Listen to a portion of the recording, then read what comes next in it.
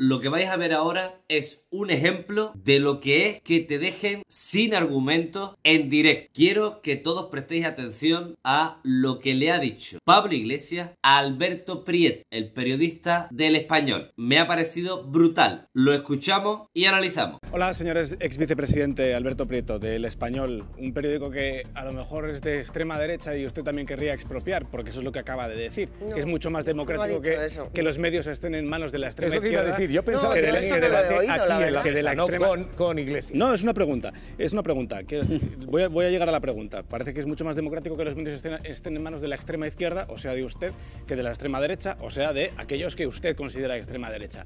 ¿Está usted abogando por, en los medios de comunicación, todos, ya sean televisiones que tienen licencias públicas y medios de comunicación escritos que no las tienen, y en la vivienda por el exprópiese? Pero, de verdad. Es una pregunta. Le contesto. Con respecto a... Sí, le contesto. Muchísimas gracias por la claridad de la pregunta. Con respecto a los medios de comunicación, yo creo que cuando un periodista miente, un periodista está demostrando que es corrupto y que está cometiendo un delito.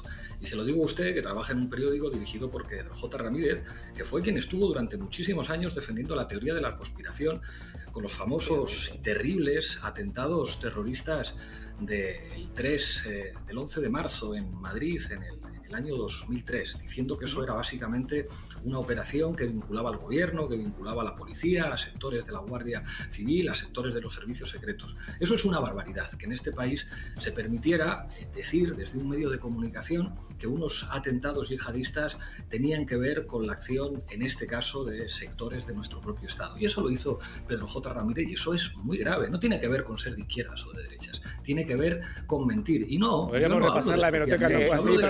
Le estoy dando la réplica a Iglesias y nos vamos a mover, porque hoy el debate era la legislatura, claro, y me lo estoy llevando a quién cuenta la legislatura. Me han hecho dos preguntas y yo sí.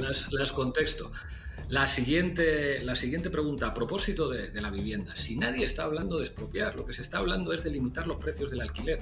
Se le está diciendo a los rentistas, oiga, usted no puede tener 12 viviendas en alquiler. O sea, usted lo que puede en todo caso es alquilarlas a un precio que se fija, porque es que lo que no puede ser en un país normal es que la gente tenga que dedicar el 70%, el 60% de su salario a pagar un alquiler. No le vamos a quitar a usted la vivienda, le vamos a limitar por ley el precio al que puede usted alquilarla. Y vamos a decir, oiga, usted no puede tener 14 viviendas y tenerlas sin ponerlas en el mercado del alquiler. No estamos hablando del socialismo, que tampoco pasaba nada, por hablar de eso. Estamos hablando de una serie de medidas de límite a las locuras del mercado. Porque hay quien dice que la vivienda es un bien de mercado. El problema de decir que la vivienda es ante todo un bien de mercado, antes que cualquier otra cosa, es que la consecuencia de eso es que hay un montón de gente que ni siquiera puede pagar un alquiler, y esa gente son más que los rentistas.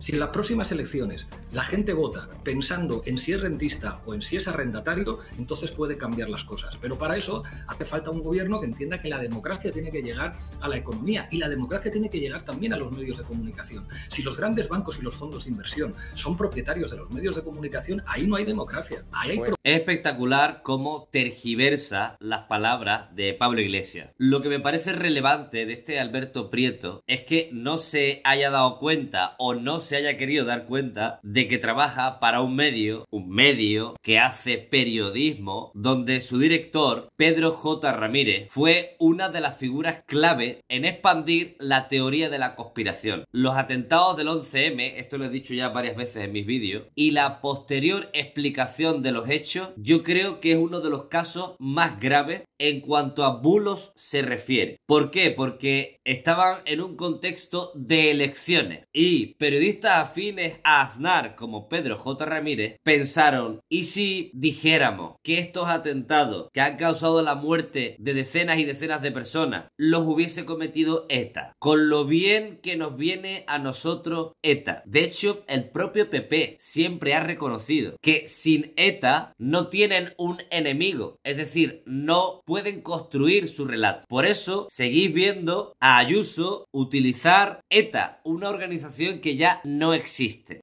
Si preguntan por tu novio, dices ETA. Si preguntan por vivienda, dices ETA. Si te hablan de sanidad o de la universidad, cualquier tema que te saquen, dices ETA. tengo grabadas aquí las palabras de Margallo, cuando decía: no, es que en Euskadi ya no ganamos, no sé qué pasa, pero desde que no está ETA no obtenemos votos, no tenemos rédito político. Voy a contar una anécdota que está en el libro Memorias Heterodoxas que no había contado hasta ahora. Elecciones municipales 2015 San Sebastián. Yo acudo a la presentación de la lista. Había muy poca gente y muy poca atención de los medios. Cuando salí le dije a la máxima dirigente del partido en aquel momento: ¿qué está pasando aquí? ¿Por qué no logramos penetrar a la sociedad? Y me dijo una frase tremenda. Dice: desde que no nos matan, no tenemos proyecto. Entonces, Pedro J. Ramírez fue partícipe de todo aquello. De hecho, recomiendo un documental de Netflix que se llama 11M, que me parece espectacular porque te explica muy bien toda la secuencia y cómo se utilizó aquel bulo para ganar rédito político. La parte en la que Iglesias le dice: yo creo que cuando un periodista miente, un periodista está demostrando que es un corrupto y que está cometiendo un delito. Y se lo digo a usted, que trabaja en un periódico dirigido por Pedro J. Ramírez, que, como os acabo de explicar, y Pablo también, fue copartícipe de uno de los bulos más repugnantes de nuestra historia. Así que, Alberto Prieto, clases de periodismo tú no le puedes dar a nadie, perteneciendo a un medio como El Español, que por cierto sacó portadas en contra de Pablo Iglesias como esta. Así que lecciones, Alberto Prieto, ninguna.